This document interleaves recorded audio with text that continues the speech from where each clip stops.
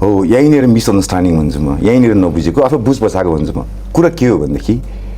त्यो निर्वाचन क्षेत्रमा जाँदै गर्दाखेरि सुरुमा इलेक्सनमा जाँदाखेरि चाहिँ त्यहाँको जनताले प्रमुख मुद्दा बनाउनु भएको थियो त्यो चाहिँ 15-20 वर्षदेखि त्यो खोल्न पर्ने नखोलेको र त्यहाँको जनताले हिँड्न नपाएको तपाईँले हेर्नु भएको छ जोरपाटीबाट गोकर्ण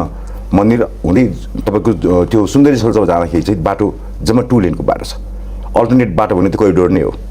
त्यो खोल्नुपर्छ त्यहाँबाट उमा लाग्ने 4 नम्बर वडा नम्बर 4 हुँदै माथिसम्म पुग्ने बाटो चाहिँ त्यो बोटलनेक भयो खोल्नु पर्यो भने 15-20 वर्षदेखि त्यहाँको जनताले प्रयत्न गर्नुभएको यतिसम्म कि त्यो बाटो खुलाउनु पर्छ भनेर मैले पछि थाहा पाएँ हाम्रो चाहिँ सम्माननीय प्रधानमन्त्री हाम्रो चाहिँ प्रचण्ड आफै पनि त्यहाँ भिजिट गर्नुभएको छ खोल्ने बाचा गर्नुभएको छ तर खोल्न सक्नु भएन किन खोल्न सक्नु त्यो बाटो दुवैतिरबाट होइन प्रश्न बाटो खोल्ने नखोल्ने भन्दा पनि होइन त्यहाँ म भन्दैछु त्यसको कुराहरू दुईतिरै साइडमा चाहिँ कोरिडोर छ त्यहीँनिर चाहिँ ब्रेक छ अहिलेसम्म कुन शक्तिले खोल्न दिएन त्यो त्यहाँको जनताले पटक पटक आवाज उठाएको कुरो उठाएको तपाईँ अस्ति मैले हेरेँ सामाजिक सञ्जाल त्यहाँको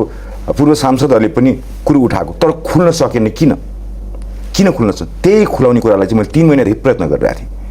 थिएँ 3 महिनादेखि प्रयत्न गरेको थिएँ र त्यो अहिले चाहिँ नेपाल ट्रस्टसँग सम्बन्धित चाहिँ त्यो जग्गा हो जग्गा भए पनि त्यो कोरिडोर खोल्नुपर्ने ठाउँ त्यति मात्रै ब्रेक भएको त्यति ब्रेक गरेर किन राख्यो कुन शक्तिले राख्यो कसैले बुझ्न जरुरी छ त्यो भइसकेपछि चुनावी बाचापत्रमा लेख्नुहोस् भनेर त्यहाँको जनताले भन्नुभएको थियो मैले लेखेको थिएँ 3 महिनादेखि प्रयत्न हुँदाखेरि खोल्न सकेको थिएन कहिले के भन्यो कहिले के भन्यो कहिले के भन्यो कहिले के भन्यो यसै सिलसिलामा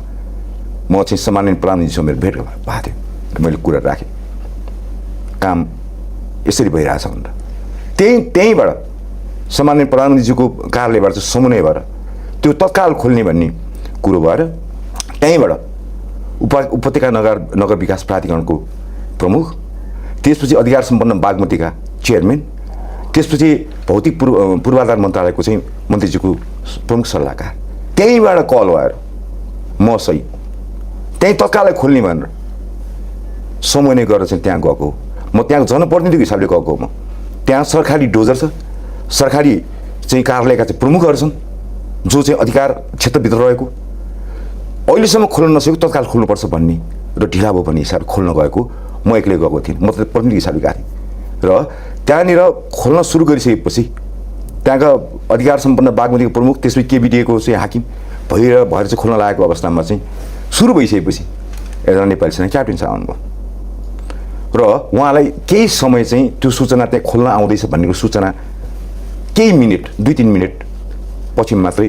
सूचना गएछ र उहाँले पनि के गर्नुपर्ने थियो भनेदेखि त्यो सरकारी डोजर आइसकेपछि सरकारी चाहिँ एउटा निकाय आइसकेपछि के भएको पनि उहाँले आफ्नो माथि पनि सोध्नुपर्ने जरुरी थियो जोड्नु पर्छ भनेको हिजो भएको घटनामा अथवा त्यो सार्वजनिक भिडियोप्रति तपाईँको कुनै पश्चाताप कुनै सन्देह कुनै किसिमको आत्मग्लानि केही पनि छैन त्यो नभएको भए तपाईँले किन स्पष्टीकरण दिए त स्पष्टीकरण जनतामा चाहिँ अनेक किसिमका अहिलेदेखि नै मैले भने नि जति धेरै गाली गर्न सक्यो पत्रकार जति मिठो भाषा बोल्न जाने त्यो नेताहरू बिग्रिरहेको यो देश